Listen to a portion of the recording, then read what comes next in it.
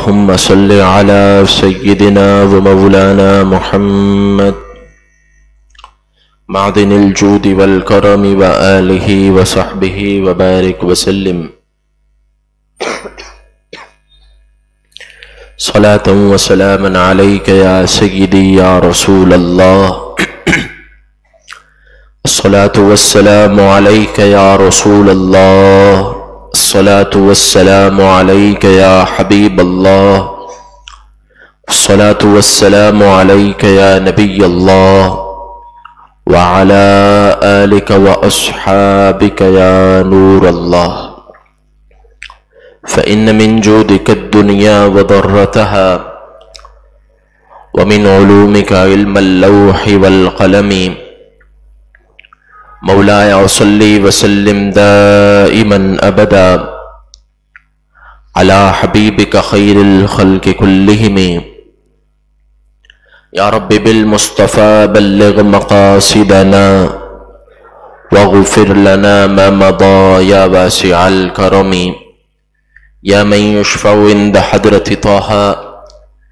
اشفع لنا يا أوجه الشفعاء نظرت إلى بلاد الله جمعا كخردلة على حكم اتصال مولاي صل وسلم دائما أبدا على حبيبك خير الخلق كلهم کیا دبے جس پہ حمایت کہو پنجا تیرا شیر کو خطرے میں لاتا نہیں کتا تیرا وہاں کیا مرتبہ غوث ہے بالا تیرا اونچے اونچوں کی سروں سے قدم آلا تیرا سر بھلا کیا کوئی جانے کہ ہے کیسا تیرا اولیاء ملتے ہیں آنکھیں وہ ہے طلبہ تیرا تجھ سے در سے سگ اور سگ سے ہے مجھ کو نسبت میری گردن میں بھی ہے دور کا ڈورا تیرا اس نشانی کے جو سگ ہیں نہیں مارے جاتے اس نشانی کے جو سگ ہیں نہیں مارے جاتے حشر تک میرے گلے میں رہے پٹا تیرا رب العالمین کا بے حد فضل اور اسی کا احسان ہے جس پاک پروردگار کے دی ہوئی توفیق سے اور اسی کے کرم سے الحمدللہ درس سیرت رسول کریم علیہ السلام کی ایک اور نشست میں ہم جمع ہیں۔ اللہ تبارک و تعالی ہم تمام کی حاضری کو قبول و منظور فرمائے اور ہم تمام کو محبوب کریم علیہ السلام کی سیرت پاک کا خاص صدقہ عطا فرمائے۔ محبوب کریم علیہ السلام کی عمر مبارک جب ظاہری دنیا میں 25 برس کی ہوئی تو یہ وہ دور تھا کہ اہل مکہ محبوب کریم رؤوف الرحیم صلی اللہ تعالی علیہ وسلم کو امین کہہ کر پکارنے لگے، یعنی یہ امانتوں کا پاس کرنے والے ہیں اور یہ مظلوم کی مدد کرنے والے ہیں، یہ اعلیٰ اخلاق کے مالک ہیں، یہ ہر قسم کی صفت میں ہر ایک شخصیت سے ممتاز نظر آتے ہیں۔ آپ میں اس دور ہی سے لوگوں نے یہ جانچنا شروع کر دیا تھا کہ جتنی بھی بھلائی کی خصلتیں ہیں ساری کی ساری خصلتیں رب العالمین نے آپ میں جمع فرما دی ہیں۔ یہ وہ زمانہ تھا کہ جب عرب کا جو معاشی دار و مدار تھا وہ زیادہ تر جو عرب کا طبقہ تھا وہ بھیڑ بکریاں اور اس جیسی دیگر چیزیں جو ہے وہ چرا کر گزارا کرتا تھا، کیونکہ مکہ مکرمہ میں پانی وافر مقدار میں نہیں تھا اور کھیتی باڑی کوئی اتنی زیادہ نہیں ہوتی تھی۔ تب سے لے کر آج تک یہ بیابان عرب جو ہے، اہل مکہ، اہل مدینہ اور یہ جو حجاز کا پورا ٹکڑا ہے، یہاں پر اگر دیکھا جائے اور لسٹ بنائی جائے کہ کون کون سے پھل یا کون کون سی کھیتی اس زمین میں اگتی ہے تو اس کی لسٹ اتنی طویل نہیں بنتی. لیکن آج بھی جب کوئی بھی شخص مکہ مکرمہ مدینہ طیبہ حاضر ہوتا ہے تو ساری کی ساری دنیا کے پھل فروٹ وہاں پر موجود ہوتے ہیں. اپنی کھیتی باڑی کچھ نہیں ہے, لیکن اس کے باوجود رب العالمین کی ایک سے بڑھ کر ایک نعمتیں آج ہم اس کا دیدار کرتے ہیں. محترم و پیارے بھائیوں, اب یہ وہ دور تھا کہ جب پورا معاشی دار و مدار بھیڑ بکریاں ریوڑ چڑھانے پر تھا, اور اگر کہیں تھوڑا بہت پانی میسر آ جاتا تو وہاں نخلستان یعنی کھجور اگائی جاتی. اس کام کو کرنے کے لیے عرب کا ایک بہت بڑا طبقہ موجود تھا. لیکن اس کے باوجود عرب میں ایسے لوگ بھی تھے کہ جو مالدار تھے, اور وہ مالدار لوگ تجارت کو پسند کرتے تھے, وہ امپورٹ اور ایکسپورٹ کو پسند کرتے تھے. جو چیزیں مشرق بعید سے دور دراز کے علاقوں سے مکہ مکرمہ آتی, یہ لوگ مکہ مکرمہ سے وہ چیزیں پھر ملک شام اور ملک یمن بیچتے, اور ملک شام اور ملک یمن کی چیزوں کو لا کر مکہ مکرمہ میں فروخت کرتے. یہ بڑا ایک تجارتی کاروبار تھا کہ جس میں مالدار لوگ جس کام کو کیا کرتے تھے. اور اسی بات کا ذکر اللہ تبارک و تعالی نے کلام مجید فرقان حمید میں سورہ قریش میں بھی فرمایا, لإیلاف قریش ایلافہم رحلۃ الشتاء والصیف, کہ اللہ تبارک و تعالی نے قریش والوں کے لیے لوگوں کے دلوں میں محبتیں ڈال دی ہیں. پوری کی پوری دنیا اہل حرم ہونے کی وجہ سے ان کی بڑی عزت کرتی تھی, اور یہ جہاں پر بھی تجارت کرنے کے لیے جاتے تھے لوگ اپنی منڈیوں کے دروازے ان کے لیے کھول دیتے تھے, انہیں کثیر منافع دیتے کہ یہ اہل حرم ہیں, مکہ مکرمہ کی خدمت کرنے والے لوگ ہیں. چنانچہ ان مالدار لوگوں میں ایک نام ام المومنین سیدتنا خدیجۃ الکبریٰ رضی اللہ تعالی عنہا کا بھی ہے. آپ کا بھی یہ پیشہ تھا کہ والد کے انتقال کے بعد اور 2 شوہروں سے بیوہ ہونے کے بعد آپ کا 2 مرتبہ پہلے نکاح ہوا, 2 مرتبہ آپ بیوہ ہوئیں. 2 شوہروں سے بیوہ ہونے کے بعد محبوب کریم علیہ الصلوۃ والسلام کے اس مبارک زمانے میں کہ جب آپ 25 برس کی عمر میں تھے, سیدتنا خدیجۃ الکبریٰ رضی اللہ تعالی عنہا آپ جو ہے وہ تجارت کیا کرتی تھیں. آپ لوگوں کو اپروچ کرتی اور لوگوں کو اپنا مال تجارت دے کر ملک شام اور ملک یمن بھیجتی.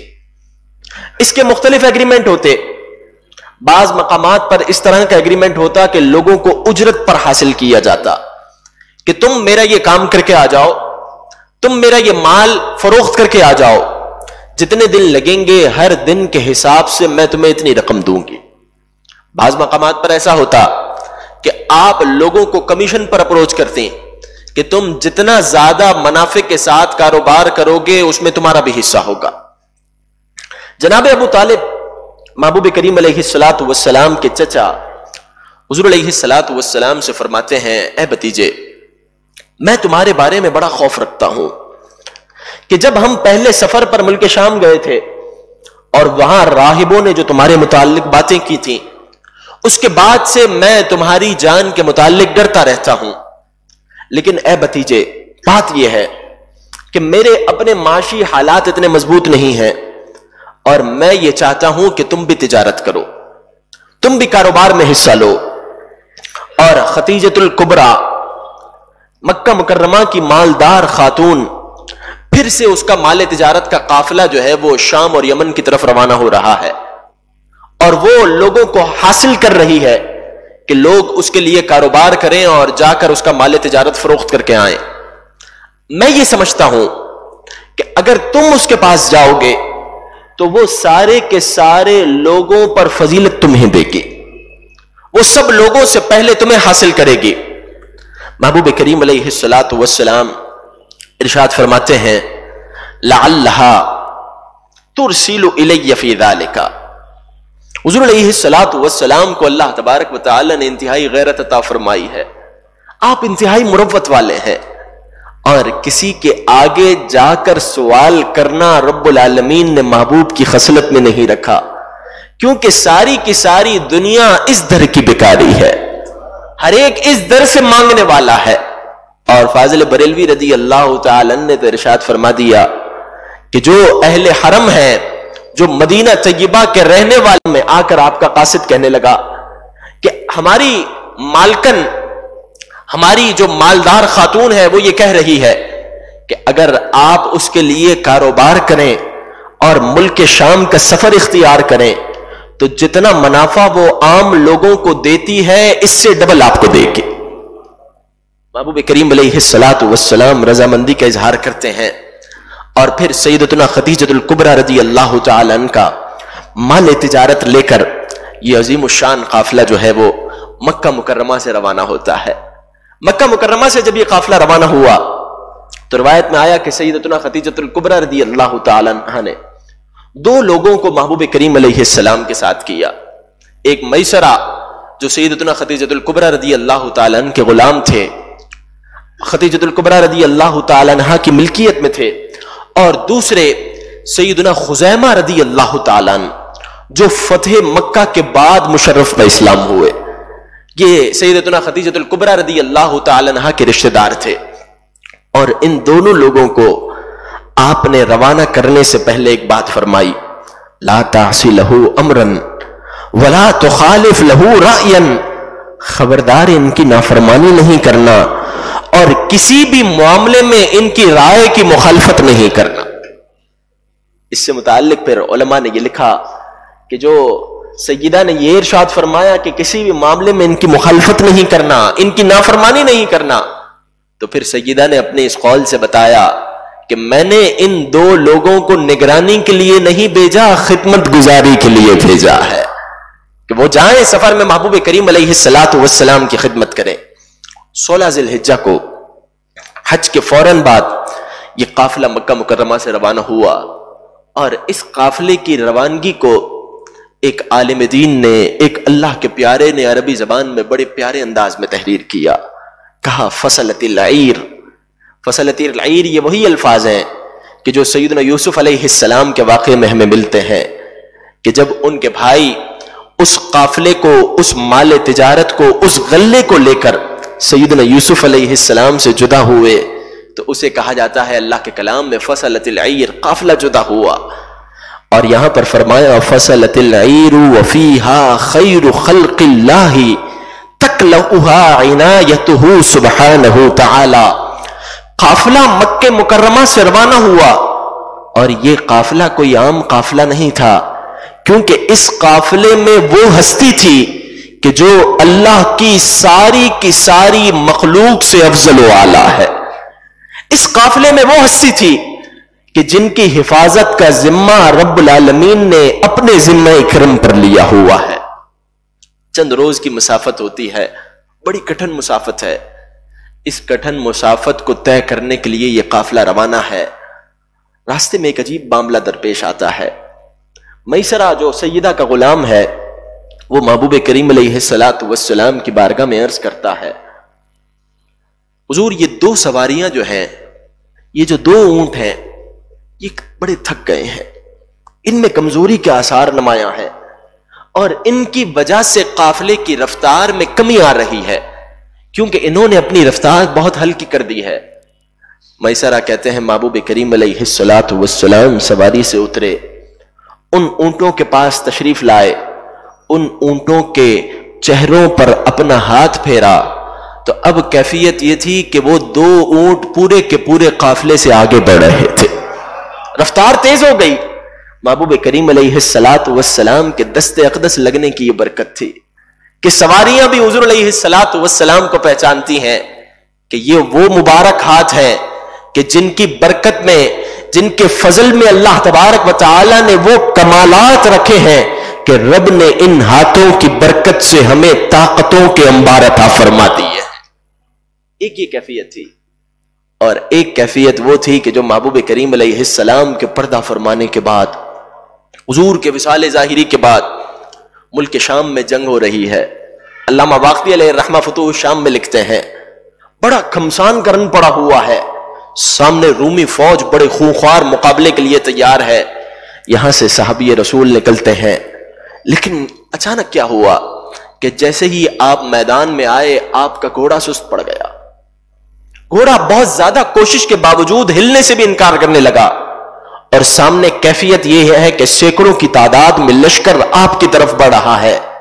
ایک جان ہے. اگر پیچھے دیکھا جائے تو اسلامی لشکر بہت پیچھے رہ گیا ہے، آپ میدان میں بہت آگے نکل آئے ہیں، سامنے خوخوار انداز میں رومی آگے بڑھ رہے ہیں، اور یہاں گھوڑا ہلنے کا بھی نام نہیں لیتا. بہت کوشش کرتے ہیں، پھر آخر یاد آتا ہے کہ اس ہستی کو یاد کیا جائے کہ جن کو پوری کی پوری مخلوق پہچانتی ہے. کوئی بھی روئے زمین میں ایسا نہیں ہے کہ جو اس ہستی کو نہ پہچانتا ہو. پکار کر کہنے لگے، اے گھوڑے، تو کیا سمجھتا ہے کہ تو مجھے میدان جہاد میں اکیلا چھوڑ دے گا؟ اگر تو نے میرے ساتھ رتی برابر بھی زیادتی کی تو یاد رکھ، جب میں مدینہ منورہ واپس پلٹوں گا تو محبوب کریم علیہ السلام کی بارگاہ میں تیری شکایت کروں گا. کہا جب گھوڑا یہ سنتا ہے کہ حضور کی بارگاہ میں شکایت ہونے کی بات ہو گئی ہے تو کہا یہ سنتے ہی گھوڑا تیز رفتاری سے آگے بڑھنے لگا اور جا کر کافروں کا قلع قوا کر دیا گیا. اللہ تبارک و تعالیٰ کے محبوب کو ہر ذات جانتی ہے، وہ کوئی بھی مخلوق ہو، کسی بھی طرح کا جمادات ہو، نباتات ہو. یہاں تو سیدنا مولا کائنات مولا علی مشکل کشا رضی اللہ تعالیٰ عنہ فرماتے ہیں کہ جب ہم حضور علیہ السلام کے ساتھ گلیوں میں چلا کرتے تھے تو ہمیں درود و سلام پڑھنے کی آوازیں آ رہی ہوتی تھی، لیکن پڑھنے والے دکھائی نہیں دیتے تھے. پھر ہم حضور علیہ السلام کی بارگاہ میں عرض کرتے، یا رسول اللہ صلی اللہ تعالی علیہ وسلم، سلام پڑھا جا رہا ہے لیکن پڑھنے والے دکھائی نہیں دیتے. تو حضور فرماتے، اے علی، یہ پتھر ہیں جو مجھ پر درود و سلام پڑھ رہے ہیں. ہر ایک چیز محبوب کریم علیہ السلام کو جانتی اور پہچانتی ہے. میسرہ کہتے ہیں جیسے ہی محبوب کریم علیہ السلام نے ان اونٹوں کے چہروں پر اپنا ہاتھ پھیرا، اب ان کی رفتار سب سے زیادہ تیز ہو گئی. کہا یہ قافلہ چلتے ہوئے ملک شام پہنچا، اور ملک شام میں اب اسی جگہ پر اس قافلے کا دوبارہ قیام ہوا جس جگہ پر محبوب کریم علیہ السلام کم و بیش 13 سال پہلے آپ نے آ کر قیام فرمایا تھا، اور جہاں پر بحیرہ راہب سے ملاقات ہوئی تھی، جو طویل واقعہ ہم نے پچھلے درسوں میں سماعت کیا. کہا جب اب یہ قافلہ یہاں پر قیام پذیر ہوا، وہی کلیسا ہے، وہی راہب کی عبادت گاہ ہے،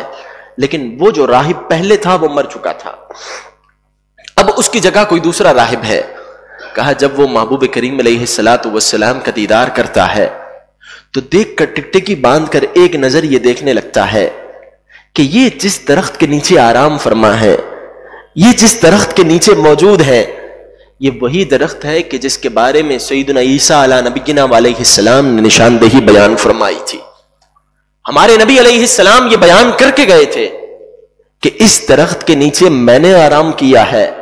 اور اب میرے بعد نبی آخر الزمان کے تشریف لانے تک اس درخت کے نیچے کوئی نہیں رکے گا. اب یہ نوجوان آ کر اس درخت کے نیچے ٹھہرا ہے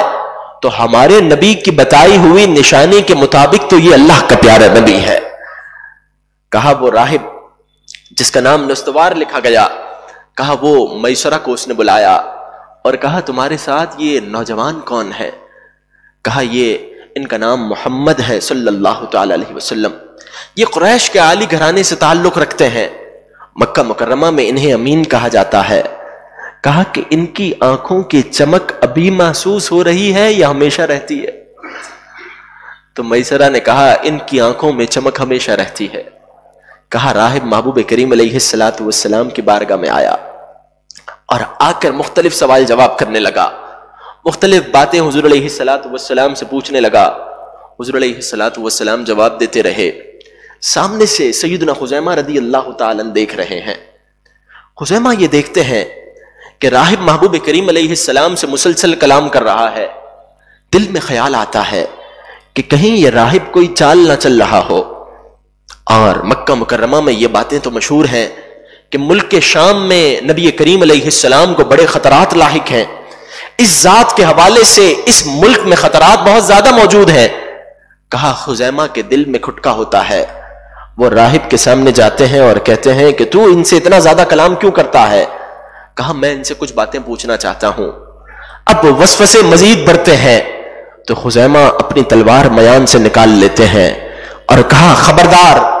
اگر اس ذات کی طرف تو نے ہاتھ بڑھایا تو میں تیرا سر کاٹ دوں گا. تو وہ راہب گھبرا کر اپنے کلیسے میں چلا جاتا ہے اور کلیسے میں جا کر پھر بالا خانے میں جا کر خزیمہ کو مخاطب کر کے کہتا ہے ارے میں اس ذات کی طرف ہاتھ بڑھانا تو درکنار، ان کی طرف نگاہ اٹھا کر بھی نہیں دیکھ سکتا، تم میری طرف سے بالکل اطمینان میں رہو، میں تمہیں کسی بھی طرح کوئی پریشان نہیں ہونے دوں گا۔ ارے اس ذات کی وجہ سے تو تم پورے کے پورے قافلے والے برکت اور فضیلت پا گئے ہو، مجھے نیچے آنے دو، مجھے ان سے بات کرنے دو۔ محبوب کریم علیہ الصلوۃ والسلام کی بارگاہ میں پھر حاضر ہوتا ہے، آ کر محبوب کریم علیہ الصلوۃ والسلام کے قدموں کو بوسہ دیتا ہے، اور روایت میں یہاں تک مورخین نے بیان کیا کہ پھر عرض کرنے لگتا ہے آمنت بکا واشہد انک الذی ذکرہ اللہ تعالی فی التوراۃ، میں آپ پر ابھی ایمان لاتا ہوں اور میں یہ گواہی دیتا ہوں کہ آپ کی ذات وہی ذات ہے کہ جن کا ذکر اللہ تبارک و تعالی نے توراۃ میں فرمایا ہے۔ فلما رأى الخاتم قبلہ، عرض کرتا ہے یا رسول اللہ صلی اللہ تعالی علیہ وسلم ذرا مہر نبوت کا دیدار بھی کرا دیجئے۔ حضور علیہ الصلوۃ والسلام مہر نبوت کا دیدار کراتے ہیں تو اسے بوسہ دینے لگتا ہے، وقالا، اور کہنے لگتا ہے اشہد انک رسول اللہ، میں گواہی دیتا ہوں کہ آپ اللہ کے رسول ہیں، النبی الامی الذی بشر بک عیسیٰ، آپ کی ذات وہی ذات ہے کہ جن کی خوشخبری ہمیں سیدنا عیسیٰ علیہ نبینا علیہ السلام دے کر تشریف لے گئے۔ اور پھر لوگوں کی طرف متوجہ ہوتا ہے